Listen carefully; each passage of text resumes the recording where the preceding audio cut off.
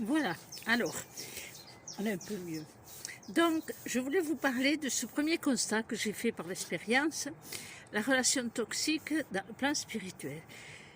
C'est-à-dire que j'étais jeune et j'ai rencontré, lors d'un petit passage dans un salon autour de ma ville, où j'ai rencontré une médium fort sympathique qui m'a... J'ai pris une séance et elle m'a dit des choses qui étaient réelles. Donc déjà, il y avait une ouverture. Hein.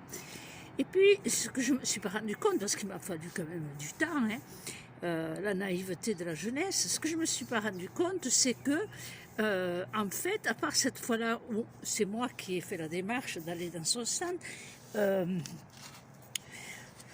où je lui ai donné mes coordonnées, la relation n'a pas débuté par moi qui allais vers elle. J'avais eu mes réponses, ça me suffisait, mais bien le contraire, c'est elle qui m'a relancée. Et puis, on a créé une relation amicale qui au début était très sympa, et ensuite, évidemment, c'était toxique, cela s'est dégradé. Lorsque ça a atteint son apogée, puisque ça a été quand même assez, intéressant, assez intéressant dans la chronologie et dans la finalité, eh bien, quand ça a atteint son apogée, la question que je me suis posée, ce n'est pas de me dire comment elle est, c'est de me dire, mais pourquoi je suis entrée dans cet attachement et je me suis laissée faire finalement, hein, toujours son propre bilan, etc. Et pourquoi cette notion est allée jusqu'à ce que j'ai appelé la dépendance.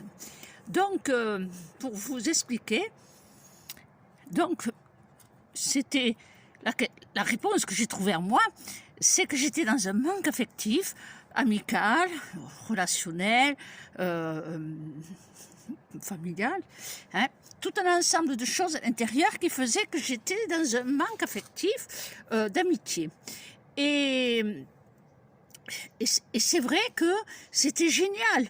De plus que dans ce milieu spirituel, dès que vous êtes dans cette voie, eh bien, vous vivez un peu la solitude parce que vous pensez d'une manière différente, parce que vous avez vos centres d'intérêt qui ont changé et que vous vous retrouvez très, très, très isolé par votre entourage, si ce n'est jugé.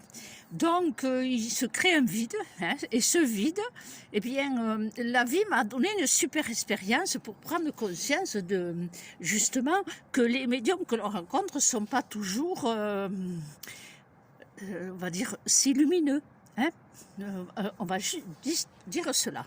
Donc, elle me sollicitait. Et puis, au début, où c'était sympa, c'est devenu pesant parce qu'elle avait toujours quelque chose qui n'allait pas. Elle appelait, c'était ci, c'était là. Enfin, bref. Ça commençait à peser. Hein. Donc, vous connaissez ça, quelqu'un qui vient, qui vous parle. Vous reprenez les liens toxiques amicaux et vous vous rendez compte qu'on s'y colle un peu plus. Et donc, quelque part, j'ai analysé pourquoi j'avais cet attachement. Et deux, j'ai observé, j'étais pas en dépendance. En partie, oui, dans le plaisir de l'amitié. Mais quand ça commençait à peser, moi, la dépendance, je l'avais plus. Je traçais mon chemin, j'avais des choses à faire, à vivre. Et systématiquement, si c'est pas tous les jours, c'était, voilà, c'était toujours des démarches. Et plus ou moins sollicitantes, quelle que soit la raison. Parfois, c'était très personnel de sa part, familial, et des fois, c'était les clients, puisqu'elle exerçait, mais je me rendais compte que c'était ses clients, que c'était à elle d'agir, et puis bon, on peut échanger des conseils, mais pas collé, quoi, pas être collé à ça. Alors, donc, j'ai observé tout ça jusqu'à ce que je réalise qu'il y avait une dépendance. En fait, elle était trop dépendante. J'étais jeune et je me disais, oui, mais je suis pas sa conscience, ça colle, quoi. Et quelque part, j'ai réalisé que ce type de relationnel, eh bien, qui est lié attachement et dépendance, même si c'est la dépendance que de l'autre, eh bien, en fait, ça vous tire l'énergie vers le bas. C'est-à-dire qu'il faut être conscient, est-ce que la relation spirituelle, que ce soit une personne, que ce soit un enseignement, que ce soit un lieu, un dogme, un culte, etc., vous y mettez les mots que vous voulez, est-ce que ça vous tire vers le haut? Il est là, la clé pour comprendre. Si ça vous épuise et que ça tire vers le bas, c'est que ça vous fait descendre votre taux vibratoire et ça ralentit votre chemin d'éveil. Donc, j'ai constaté cela, mais avec des mots différents de par ma jeunesse, mais quand même, j'avais exploré que cela me créait des réactions émotionnelles, de ras-le-bol, d'en avoir marre, de lui trouver tout le temps des excuses. En fait, c'est une fuite que j'avais pour affronter certainement le mot fin. Quand on est fort en amitié, on est aussi fidèle. Donc, quand ça devient compliqué, le mot fin est difficile à mettre. On s'en veut, on ne veut pas faire du mal à l'autre. On se trouve tout un tas de raisons que la maturité vous apprend à dire stop. Mais c'est la jeunesse. Donc, et puis, c'est les débuts du chemin spirituel, même si on m'a fait vivre les choses au galop, sur le plan de la compréhension vis-à-vis de ma propre nature humaine, ça va plus lentement. Eh bien, tout ça, j'ai observé. Et puis j'ai observé ce côté dépendance qui me dérangeait profondément parce que ça m'est arrivé de lui dire mais demain je meurs, et tu te débrouilleras, hein, il faut arrêter là. Mais ça rentrait pas. Jusqu'au moment où la vie est généreuse, hein, je me plaignais pas là-haut parce que je faisais ma part d'analyse. Je disais j'en peux plus quoi. Voilà, je disais j'en peux plus. Il y a toujours des problèmes, jusqu'à ce que j'ai fait une grosse erreur, mais c'est de l'apprentissage. Comme elle se plaignait toujours de ne pas travailler beaucoup, et que moi ça allait, ça roulait, j'avais aussi une autre activité, donc c'était cool quoi. Et bien, comme je me déplaçais pour faire les terres, un jour je lui dis qu'elle pleurait misère, bon, on prend du recul, on ne plaint plus, on est beaucoup plus lucide. Donc, comme elle pleurait misère, je lui dis, écoute, si tu veux, pendant que je suis en déplacement, je te laisse la clé. Si tu as des clients à recevoir de mon bureau, ben, profites-en. Et par contre, je te laisse mon carnet de rendez-vous et puis tu me notes les rendez-vous si pendant mon absence, certains en prennent. Au retour, donc je suis partie, au retour, j'ai senti un grand différent. Parce que lorsque elle m'a enfin remis la clé parce qu'il y avait du mal, eh bien, sa réaction, ça a été ouais, si j'avais voulu, et je vous le dis dans le ton à peu près, eh ben, j'aurais eu du monde tous les jours. Ben, je lui dis, t'avais qu'à le prendre. Enfin, moi, ça, c'était un concept qui rentrait pas dans ma tête. Il n'y a pas de compétition, il y a les gens à aider, c'est tout. Hein, c'était très simple. S'ils viennent, c'est qu'il y a besoin. Puisque sans publicité, le bouche à oreille parlant, il n'y avait pas d'interpellation de compétition ou de rapport de force. Donc, j'ai répondu cela. Et puis, j'ai commencé, ça m'a aidé à mettre un peu la distance. Une distance, oui, une distance qui ne vous oblige pas à répondre tout le temps, allô. La capacité aussi, c'est de dire non d'une manière, on en a parlé par l'action. Eh bien, au bout d'un moment, le temps passant, évidemment, les raisons pour lesquelles elle appelait devenaient un peu moindres. Et donc, il y avait quand même un petit peu de, disons, on va dire, il y avait un petit peu de calme dans ces sollicitations constantes. Et donc, j'avais prévu un déplacement, donc quelques mois après, et là, elle me téléphone et elle me dit, tu vas être contente. Oui, de quoi? Je viens avec toi en déplacement. Ah, j'étais un peu surprise. Je lui dis, ah bon? Et oui, parce que, donc, quand je partais en déplacement, je rejoignais un couple dont le mari était magnétiseur et on partait dans une région où lui avait sa clientèle, moi j'avais la mienne, etc. Donc, les choses se faisaient simplement pour réduire les frais. Et elle me dit que le magnétiseur l'a invité à venir avec nous. Bon, qu'est-ce que vous voulez que je vous dise? S'il invite, j'ai rien à dire. À part que, bêtement, hein, je me suis dit, oui, ben, je vais lui renvoyer des clients vers elle parce que venir pour rien faire, ça ne doit pas être marrant de voir quelqu'un qui travaille. Hein. Et ça, c'est bête, je vous le dis de suite. C'est bête. Mais on apprend. C'est bête. Partagez ce que la vie vous donne pour travailler et gagner votre vie et pouvoir nourrir votre famille, eh bien, c'est de la bêtise. Donc, là-dessus, je partais d'avance. Nous voilà chez le magnétiseur et sa femme me dit vous nous la faites belle, Nelly, de l'avoir invitée. Je dis mais attendez, je ne l'ai pas invitée, elle m'a dit que c'était vous. Vous voyez la manipulation? Eh bien, tout ça a fini, bon, on s'est fait embrouiller tous et elle est venue avec nous. Mais c'est pas grave, ça a été une belle expérience parce que elle s'est complètement déréglée dans le travail, là-bas. Je l'avais averti, hein, la terre où on va, elle est très puissante, très forte et il y a un grand lien d'amour avec moi. Si tu marches pas droit, ça passera pas. Et c'est pas passé. Hein, le bon sens paysan fait que on n'avale pas les couleuvres. Donc ça c'est mal fini et ça m'a permis de mettre le mot stop définitif. Ouf, quelle libération! Alors dès que vous avez une relation qui est dans le domaine spirituel, surtout si vous êtes thérapeute, médium et tout ça, et que vous sentez un déséquilibre, que vous sentez quelque chose qui ne résonne pas et qui n'est pas forcément du cadre de l'intérêt comme cette personne, c'était une bonne leçon, hein. Ça a été de très très bonnes leçons.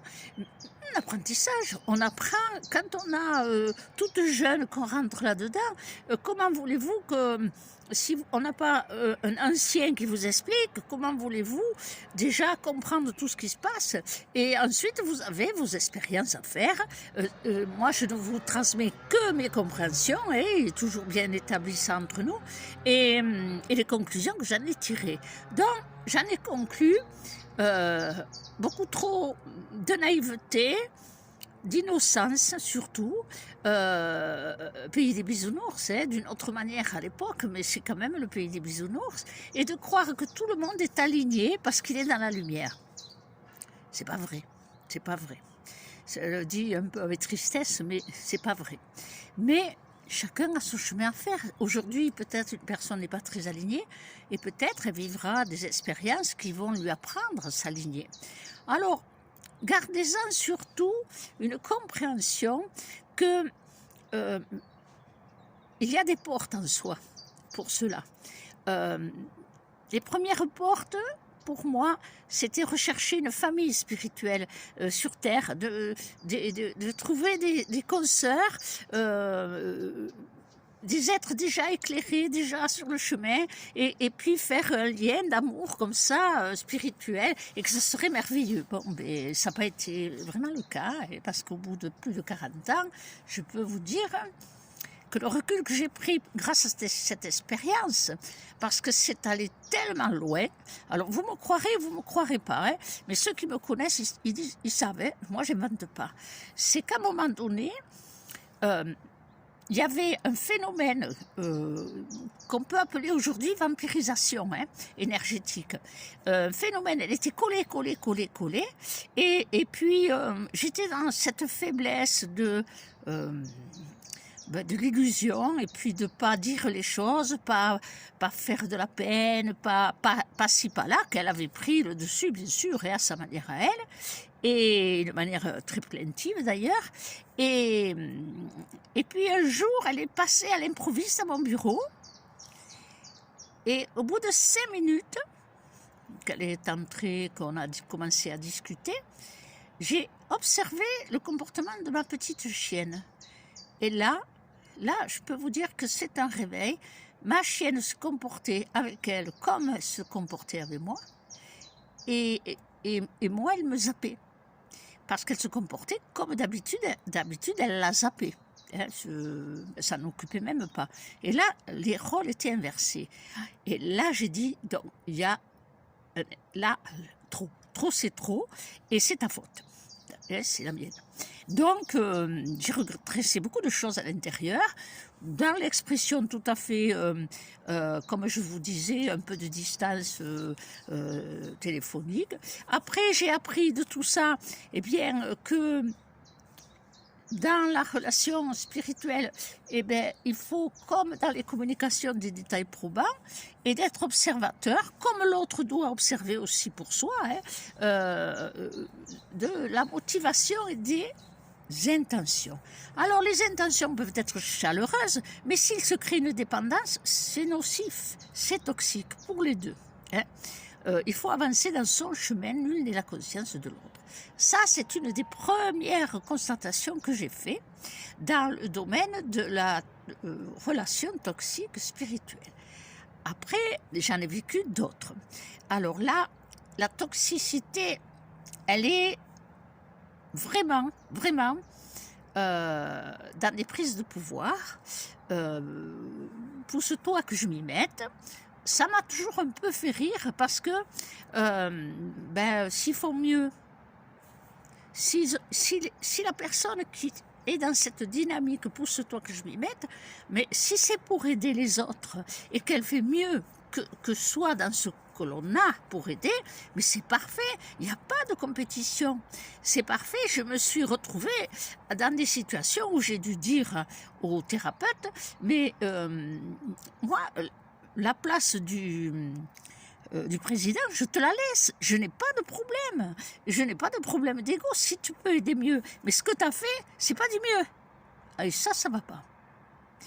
Bien sûr, ça casse les relations, mais je m'en fichais. Je suivais le chemin pour aider. Le principal, c'est d'aider les personnes et de ne pas se laisser mettre en doute dès l'instant où l'action que l'on fait, eh bien, tout simplement, elle est porteuse d'énergie, elle est porteuse de bien-être pour les gens qui vous le disent. Bien sûr, c'est pas parce que vous décidez que ça leur fait du bien ou que ça a des résultats. C'est parce qu'ils y sont. Donc, à un moment donné, c'est triste à dire, mais la relation spirituelle non toxique, elle est dans la relation d'affection des personnes que vous aidez. Ça, c'est réel, ça, c'est du cœur. Il ne faut pas se laisser déborder, bien sûr, il ne faut pas se laisser envahir, mais ça a une gamme d'élévation. Et il ne faut pas laisser non plus trop vous sacraliser, parce que c'est toxique, ça aussi.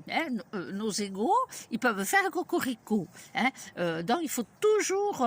vous savez, quand on me disait, mais on est lui, etc., et je répondais, mais moi, je ne fais rien. Je suis juste un poteau indicateur.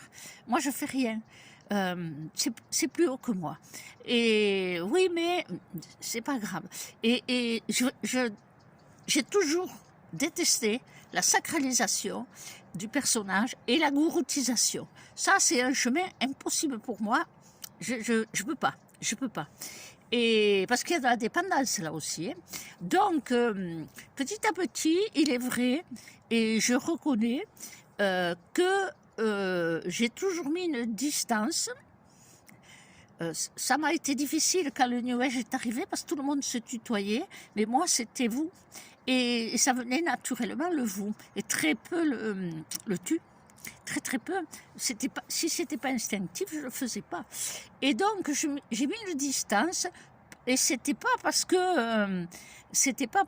je voulais être à part, c'est parce que je préservais mon intimité spirituelle, mon intimité vibratoire. Parce que l'expérience m'a appris à quel point on pouvait vous tirer vers le bas, au point que il y a une intervention, enfin vous avez compris, je ne trouve pas le mot, que la chienne se trompe. ça a été une révélation extraordinaire. Pour en arriver à ce degré-là, il faut dire que c'était copieux, pour en arriver à ce degré-là, je me suis dit, mais alors quand c'est des degrés inférieurs, quelle difficulté de s'en rendre compte.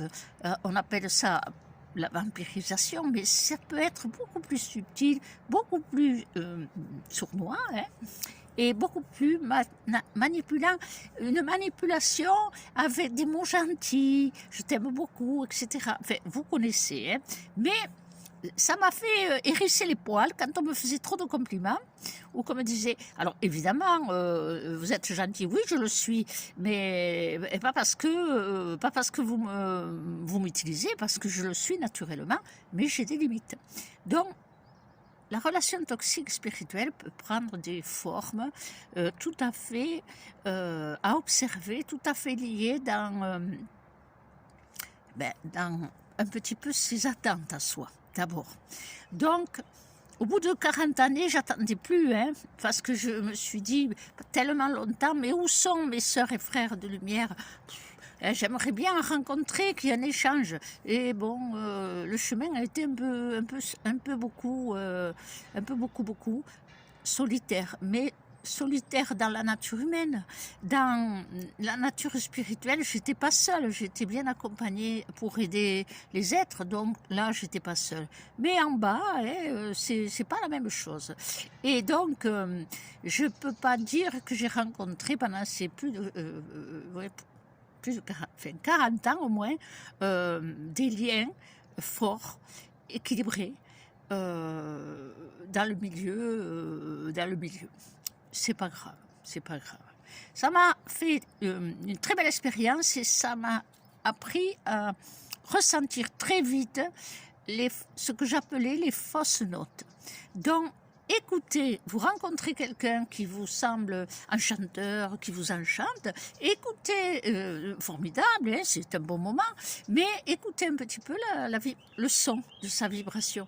Je sais qu'un jour, une dame, une jeune femme, et qui avait beaucoup de sensibilité, elle a dû m'observer pendant un atelier où il n'y avait que des thérapeutes et des médiums. Et à la fin, comme elle restait, elle m'a dit, mais Nelly, je vous ai senti... je vous ai pas senti en harmonie, en accord avec cette personne qui a l'air, enfin, qui me semble formidable, etc., etc. Ah non, c'est pas que je suis pas en accord, c'est pas ça. Elle a son chemin, j'ai le mien. Et le temps a passé, et puis un jour, elle me dit, je comprends, et mais comment vous avez ressenti Je lui dis que vous savez, dans le son d'un être, même très haut, c'est une musique. Et cette musique, s'il y a une fêlure, on l'entend. Je lui dis, là, le cristal pour moi a été fêlé.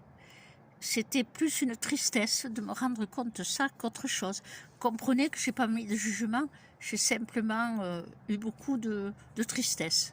Le son était fêlé et les choses de la vie nous ont montré qu'effectivement, il y avait une petite déviation. Vous savez, le pouvoir, l'argent, même le sexe,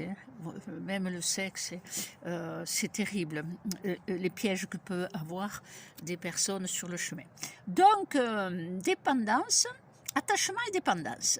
Et puis, on passe à des degrés différents qui sont beaucoup plus toxiques.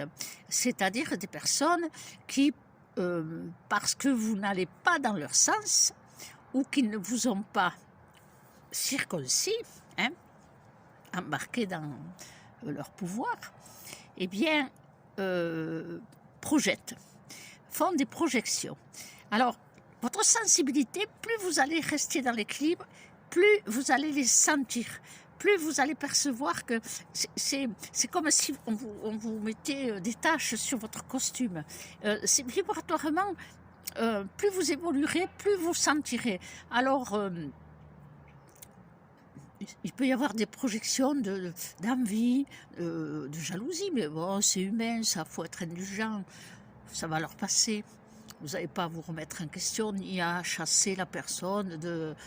Enfin, si vous n'avez pas envie de communiquer avec, hein, vous ne communiquez pas, mais il ne faut pas de jugement. Hein. Chacun a son étape. Donc, c'est bête. Moi, je me dis, c'est bête. Ça aurait pu être sympathique. C'est bête. D'ailleurs, ces personnes-là, dans le chemin spirituel, c'est facile à reconnaître. C'est moi-je. Vous voulez entamer un sujet ou tout d'un coup vous voulez partager, c'est pas la peine. Vous vous rendez compte, vous n'avez pas la parole. C'est moi-je. Alors il faut se taire et puis être dans l'indulgence. Grandira bien, la personne grandira bien un jour. Après, par contre, vous avez des êtres qui sont dans des projections. Alors ça c'est nocif. Et il faut savoir les ressentir de manière à se nettoyer de ce que la projection négative peut atteindre votre canal, parce que ce n'est pas des projections uniquement psychiques, hein, mentales, c'est des projections énergétiques. Vous avez déjà un champion pour ça. J'en ai pas rencontré tant que ça, pas ici, mais dans certains endroits, dans certaines régions, oui. Hein, pas mal. Et évidemment, ils étaient assez hérissés par rapport à moi. Et c'est normal. Mais quand même, il y a des limites. Donc, ça, c'est très toxique. Ensuite, vous avez une forme de toxicité qui est celle de vous convaincre que vous vous trompez et de vous amener à leur vision des choses ou à leur pratique. Sachez que vous devez avancer, explorer ce que vous explique, mais expérimenter. Et si vous tombez sur quelqu'un qui est très, disons, affirmatif, très... je ne sais pas trouver le mot, mais très percutant dans ce qu'il explique, dans ce qu'il dit. Moi, j'ai assisté à une scène un jour où c'était presque violent, quoi. La personne, elle avait le droit de penser ce qu'elle pensait. Et comme elle ne pensait pas comme la personne, eh bien, ça fait un peu conflit. C'est ça la lumière.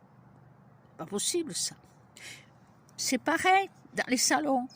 J'ai vécu des salons où il fallait faire de la place pour que tout le monde se serve parce que le temps n'a plus permis aux gens de dehors d'exposer. Eh ben, dis donc, je peux vous dire que là-dedans, ou que de la respectance, même si on a 50 cm de moins, mais dans l'amour, c'est dans la lumière ça aussi. Enfin bref, hein. Et en plus ça vous projette des colères parce que ça vous regarde parce que vous ne laissez pas assez, ou pour toute autre raison, j'en sais rien. Donc vous voyez, il y a tout un tas de toxicité, et notamment celle qui, moi j'ai toujours trouvé d'importance, de vouloir vous amener à un chemin qui n'est peut-être pas le vôtre, qui est celui de l'autre, certes. Si ça résonne en vous, et vous l'expérimentez. Si ça vous convient parfaitement, merveilleux. Si ça ne vous convient pas, ou si ça vous convient à moitié, une partie, eh ben, reculez intérieurement, bien sûr. Hein. Vous n'êtes pas obligé d'avaler la sauce qu'on vous sert. Hein. De même, on ne vous met pas un couteau sous la gorge pour dire... Oui, c'est vrai, excuse-moi. Non, mais non, il faut garder vos propres convictions. Même si vous vous trompez, hein, que votre conviction, elle n'est pas très ajustée, mais vous avez le droit, hein, d'avoir vos idées. Donc, vous pouvez revendiquer. Alors, c'est pas toujours facile, hein, parce que vous avez des personnes très, comment dire, envahissantes aussi. Donc, ça aussi, c'est toxique. Il faut garder son libre arbitre, sa conscience, parce que nul n'est la conscience de l'autre, et aussi son discernement. Donc, et sa lucidité. Il y a un atelier où, je ne me rappelle plus le nom de cet atelier, c'est peut-être... la dynamique de l'amour. Un bel atelier reçu en écriture automatique. C'est beau, c'est comme un gâteau, hein, un bonbon envoyé d'amour, où on dit, on utilise les mots « rendez-moi lucide, rendez-moi vigilant ». Et on ne l'a pas toujours. On ne l'a pas toujours. Vibratoirement, parce que les ateliers sont des ateliers vibratoires, la résonance, eh bien, dans vos cellules, elles vont résonner à tout ce qui passe par le cœur et qui est ajusté et qui est équilibré et qui est pour votre bien-être. Eh bien, lorsque vous rencontrez un plan spirituel qui ne vous convient pas, eh bien, vous saurez, votre intelligence, vos cellules le sauront. Alors, parfois, on se trompe, on se dit je n'apprécie pas, je n'ai pas de sympathie pour cette personne. Il faut avancer un peu plus pour comprendre de quelle sympathie il s'agit. Il s'agit d'une sympathie ou une antipathie purement liée à un jugement inconscient, au physique. Mais dans le plan spirituel, c'est pas ça. C'est la sympathie cellulaire. Cette sympathie cellulaire fait que le champ émetteur va se connecter au plan de l'autre et un ressenti d'échange va se manifester. Et c'est là qu'il faut être attentif. Vous rencontrez quelqu'un, vous trouvez que la personne est formidable, eh bien, ajustez-vous, équilibre, comme toujours. N'observez pas trop comment se comporte l'autre, parce que là, on a nos idées et nos jugements inconscients. Plutôt, essayez même de fermer les yeux si vous voulez et de sentir ce que vos cellules vous disent. S'il y a un reflux, ben, c'est que ce n'est pas pour vous. Hein. On ne dit pas que la personne n'est pas correcte ou qu'on ne juge pas. Ce n'est pas pour vous. C'est pas pour vous. On ne peut pas plaire à tout le monde. La raison pourquoi? Alors, elle n'est pas forcément parce que l'autre est toxique, mais peut-être parce que la nourriture qu'il sert, que la personne veut faire partager, est toxique parce que vous n'êtes pas... Bon, parce qu'elle est toxique déjà, ou parce que ce n'est pas le moment pour vous. Ça arrive, hein, ça arrive. Quand on n'est pas prêt, ça ne rentre pas. Voilà. Donc, dans le plan spirituel, il y a beaucoup de d'observations à faire, même dans les lieux. Hein, les lieux, plus on grandit, plus on comprend de choses. Et je me souviens un lieu en Alsace, un lieu où nous avions été avec des collègues, et à peine entré dans le lieu, je savais, c'était un haut lieu, malheureusement qui est tombé, hein, c'est triste, mais c'est comme ça, et un haut lieu vibratoire, et nous avons passé 2 jours, voire 3, dans ce lieu, et tout seul, et au bout des 3 jours, j'ai fait remarquer aux collègues que sur les tables en verre, sur les appuis de fenêtres, vous savez, bon, on a des grands murs dans notre région, donc il y a comme des tablettes, eh bien en 3 jours, alors qu'il n'y avait plus de personnel, on nous avait laissé les clés, eh bien pas une poussière se répandait. Il n'y avait pas un grain de poussière. Alors, je vais vous dire ça parce que, pourquoi je vous dis ça? Parce que vibratoirement, il y a une logique vibratoire qui s'exprime, assez surprenante. Plus vous allez être impacté soit par des situations toxiques, soit par des rencontres qui sont toxiques, même si c'est des êtres pour vous, eh bien, vous allez vous rendre compte que la maison qui est la représentation du moi, elle va se remplir de poussière et de moutons. De même, quand on aide beaucoup les gens, qu'on porte beaucoup d'énergie, eh bien, parfois on est tellement impacté, tellement lourd, qu'on se rend compte que tout d'un coup, ben, on a ce sentiment d'être pollué. Hein, c'est la toxicité énergétique, hein, mais volontaire, là. On l'a pris pour aider les autres. Et donc, le but, c'est de faire en sorte de se dégager aussi. Hein. On dit se nettoyer, mais se dégager. Vous avez tout un tas d'outils, vous les connaissez. Donc, vous voyez, les liens toxiques, ils peuvent être subtils, ils peuvent être liés à beaucoup de choses, mais au travers de tout ça, c'est pour vous dire que, quelle que soit la toxicité de la situation, de la rencontre, du lieu, eh bien, tirez-en une expérience, tirez-en une grande compréhension. Et plus vous allez aborder, non pas comme une victime de ce qui se passe et des conséquences, mais comme une expérience que vous allez observer en gardant vos ajustements, et plus vous allez grandir dans les perceptions, et plus vous allez observer votre sensibilité qui va s'affiner de manière à ce que peut-être, de ce fait, vous arriverez à aller dans des lieux qui vous secourront pas, parce que bon, il y a beaucoup de personnes très sensibles ou en grande, mutation spirituelle, ils sont emportés émotionnellement et vibratoirement dans des lieux très chargés, des lieux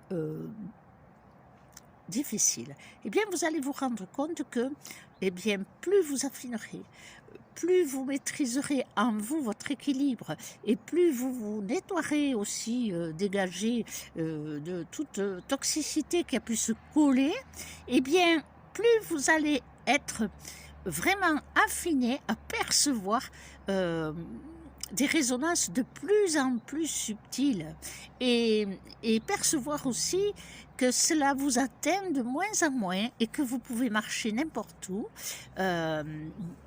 Peu de fatigue, mais pas emporté.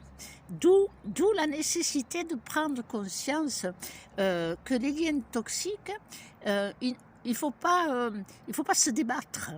Hein, il faut observer, intégrer, se nettoyer, bien sûr. Hein, savoir dire stop aussi. Hein. L'expérience a été... j'étais jeune, mais j'en ai tiré une très bonne expérience. Et en fait, eh bien, ça renforce votre force intérieure. Et c'est en ça qu'il faut comprendre que c'est pas dans le sucre et le miel qu'on évolue le plus. Hein. C'est bien quand il y a un peu de vinaigre et ça réveille et ça apprend. Si on met le doigt dans la prise, eh bien, on s'en souvient. Voilà, y a sûrement d'autres choses à dire. Là, ça ne me vient pas.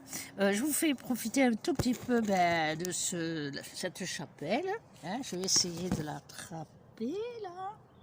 Hop, hop, hop, hop, hop. Hein. Vous reconnaissez peut-être le lieu, hein, pour ceux qui sont d'ici. Donc, c'est le superbe chemin de croix. Et j'ai trouvé que c'était...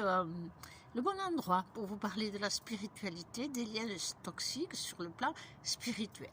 Oui, il y a des liens encore plus subtils, mais ça m'embête de vous en parler. Voilà, c'est, disons, un peu spécial dans l'invisible. On n'en est pas là. Commençons par le commencement. On n'apprend pas à écrire et à parler... sans commencer par l'abécédaire. Voilà, disons, c'est un peu ça. Allez, grandissez, soyez heureux et écoutez vos vibrations et montez-les de plus en plus parce que nous en avons bien besoin. Voilà Betaham qui fait sa cloche et qui dit « C'est le moment de se quitter dans l'amour, la lumière et la simplicité ». Voilà, comme toujours, voilà, hein, clac, clac, le pouce, abonnez-vous, enfin, ce qu'il y a à faire. Et je remercie tous ceux qui ont commandé le livre et les contes de fées. Je me suis rendu compte que j'en ai oublié parce que Nicole, de la présidente de l'association Stella Femina, elle m'a dit « Mais t'as pas parlé du château en Dordogne ?» Alors, j'ai noté plein de petites anecdotes, assez surprenantes aussi, mais vous voyez, j'avais pas tout dans la tête parce que moi je note pas, hein. Je le vis et je l'ai vécu, je le vis et voilà quoi. Hein. C'est enseignant.